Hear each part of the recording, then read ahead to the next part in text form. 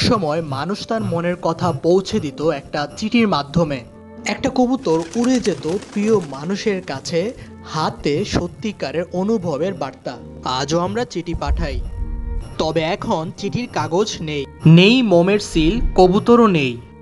আমরা চিঠি পাঠাই ক্লিক করে সোশ্যাল মিডিয়ার নির্জন আকাশে। প্রথমে সোশ্যাল মিডিয়া এলো আমাদের কাছে বন্ধুত্বের হাত ধরে, দূরের মানুষকে কাছে আনার স্বপ্ন দেখালো।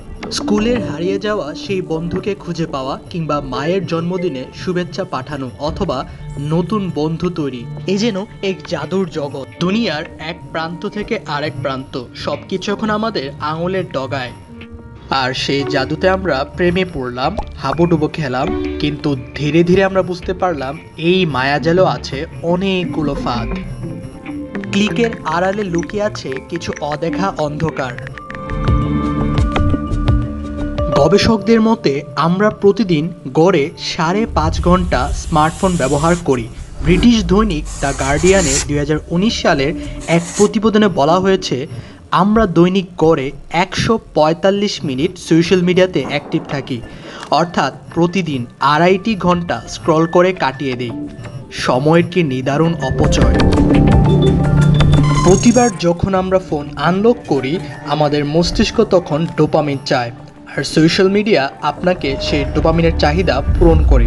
কিন্তু এই নেশা কিভাবে আপনার সময়, মনোযোগ আর জীবন গিলে ফেলছে, সেটা কি আপনি জানেন? প্যান্ডেমিকের সময় যেখানে আমরা খেয়ে পড়ে বাঁচতেই হিমশিম খেয়ে যাচ্ছিলাম, তখনও পৃথিবীতে একজন মানুষ আর্থিকভাবে লাভবান হচ্ছিল। কিন্তু জানেন কি তিনি কে? আর কেউ নন, আপনার আমার নিত্যদিনের ডোপামিনের চাহিদা পূরণ করা সেই ফেসবুকের মালিক মার্ক জাকারবার্গ। প্যান্ডেমিকের সময় যার সম্পদের পরিমাণ দাঁড়িয়েছিল $2,200 কোটি মার্কিন ডলার। কিন্তু কিভাবে? চাকরি, অফিসের ব্যস্ততা, নিত্যদিনের দুশ্চিন্তা, মানসিক কিংবা শারীরিক সমস্যা, সন্তানের ভবিষ্যৎ, এই সব কিছু সামলানোর পরও আমাদের 2 আঙুল থেমে থাকে না। অবচেতনভাবে আমরা ব্যস্ত হয়ে পড়ি সোশ্যাল মিডিয়ার নিরবিচ্ছিন্ন স্ক্রলিংয়ে। ফেসবুক থেকে ইউটিউব, ইউটিউব থেকে টিকটক, সেখান থেকে আবার হোয়াটসঅ্যাপ। এইভাবে একটি থেকে আরেকটিতে ঘুরতে ঘুরতেই দিন কেটে যায়। কোনো না কোনো সোশ্যাল প্ল্যাটফর্ম আমাদের থামতেই দিচ্ছে না। আর এইখান থেকেই জন্ম নিচ্ছে the dark side of social media. University of technology সিডনির গবেষকদের মতে এই সোশ্যাল নেটওয়ার্কের অদেখা কোণায় লুকিয়ে আছে 46টারও বেশি ভয়ঙ্কর ক্ষতি। কিন্তু এইখানেই শেষ নয়। আমরা যখন ক্লান্ত শরীরে বিছানায় হেলে পড়ে ফোনটা হাতে নেই, ভাবতে থাকি আরেকটু দেখি, তারপরেই ঘুমাবো, তখন আমরা শুধু যে সময় খরচ করছি তা না, আমরা নিজের অজান্তেই তুলে দিচ্ছি আমাদের সবচেয়ে মূল্যবান সম্পদ, ব্যক্তিগত তথ্য। আমরা কোন সময় জেগে থাকি, কোন পোস্টে বেশি সময় ধরে থাকি, কোন ছবিতে লাভ বা কেয়ার রিঅ্যাক্ট দিই, কী নিয়ে মন্তব্য করি, প্রতিটি মুহূর্তে আমাদেরকে পড়া হচ্ছে। আমাদের ভয়, পছন্দ, অপছন্দ, আনন্দ কিংবা দুঃখ, সব কিছু হিসেব করে তৈরি হচ্ছে আমাদের এক নিখুঁত ডিজিটাল প্রতিচ্ছবি, নিখুঁত অনলাইন ভার্সন। এই প্রতিচ্ছবি পরে বিক্রি হয়ে যাচ্ছে বিজ্ঞাপন দাতাদের হাতে। তারা জানে কোন সময় আমাদেরকে কি দেখাতে হবে, কিভাবে আমাদের মনোযোগ আটকে রাখতে হবে, আর আমরা হয়ে যাচ্ছি তাদের একটা চলমান প্রোডাক্ট, যাকে বারবার দিনের পর দিন বিক্রি করা যায়। আমাদের আর আলাদা করে কিছু কিনতে বলার প্রয়োজন নেই।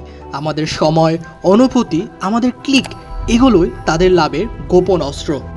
এইভাবেই সোশ্যাল মিডিয়ার অদৃশ্য জালে বন্দী হচ্ছি আমরা সবাই নিজের অজান্তেই।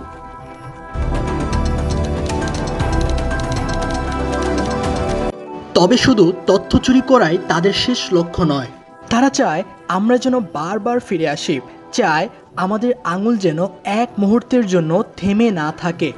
তাদের আসল খেলা শুরু হয় আমাদের মস্তিষ্কের ভেতরে। প্রতিবার আমরা যখন নোটিফিকেশন টোন শুনে স্ক্রিন অন করি, প্রতিবার আমরা যখন নতুন একটা লাইক, কমেন্ট বা মেসেজ দেখি, আমাদের মস্তিষ্ক ছোট্ট একটা রাসায়নিক পুরস্কার দেয়, ডোপামিন। ডোপামিন হলো সেই আনন্দের হরমোন যা আমাদেরকে বলে, আরে আবার চেষ্টা করো, আরও একটু সময় দাও। ঠিক ঠিক যেমন একটা ছোট্ট শিশুকে পুরস্কারের লোভ দেখিয়ে দিনের পর দিন কাজ করানো হয়, ঠিক তেমনি আমাদের মস্তিষ্ককে প্রশিক্ষণ দেওয়া হয়, আর এই পুরস্কারের ফাঁদে পা দিয়ে আমরা বারবার আবারও ফিরে আসি। স্ক্রল করতে করতে সময় ভুলে যায়, নিজের ইচ্ছের অজান্তেই অভ্যাসের দাস হয়ে উঠি। ফেসবুক, ইনস্টাগ্রাম, টিকটক এরা সবাই আমাদের সময় আর মনোযোগ চুরি করে নিজেদের সাম্রাজ্য গড়ে তুলছে। তবে অন্ধকারের গল্পই সব নয়। সোশ্যাল মিডিয়ায় বিপদের সময় জীবন বাঁচিয়েছে, অচেনা মানুষের পাশে দাঁড়িয়েছে, নতুন কিছু শেখার দরজা খুলেছে, প্রেম, বন্ধুত্ব, শিক্ষা, প্রতিবাদ সবকিছুতেই সোশ্যাল মিডিয়া আমাদের নতুন শক্তি দিয়েছে। যেখানে একটা ছোট্ট পোস্ট বদলে দিয়েছে কারো কারো জীবন, একটা ভিডিও ছড়িয়ে দিয়েছে ভালোবাসার বার্তা। তবে সব গল্পেরই একটা শেষ থাকে। সচেতন হলে এই অন্ধকারের মধ্যে আমরা নিজেদের পথ খুঁজে পেতে পারি। আপনি যদি সোশ্যাল মিডিয়া আসক্তিতে ভোগেন তাহলে কয়েকটি পদক্ষেপ নিতে পারেন। প্রথমত, আপনার ফোনের সোশ্যাল অ্যাপগুলো ডিলিট করে দিন। প্রয়োজনে দিনে একবার ফোনের ডিফল্ট ব্রাউজার ব্যবহার করে লগ ইন করুন। অনেকেরই পাসওয়ার্ড সেভ করে রাখার অভ্যাস আছে, এই অভ্যাস বাদ দিন। প্রতিবার লগ ইনের সময় নিজ হাতে পাসওয়ার্ড দিয়ে প্রবেশ করুন। এতে বারবার লগ ইনে ঝামেলা পোহাতে হবে, যা ধীরে ধীরে আপনার ব্যবহার কমিয়ে দেবে। সোশ্যাল মিডিয়াকে যদি আমরা নিয়ন্ত্রণ করতে শিখি তবে নিজেদের জীবনকে আরও ভালোভাবে উপভোগ করতে পারবো। তবে আপনি কি ভাবছেন? কমেন্টে আপনার মতামত জানাতে অবশ্যই ভুলবেন না।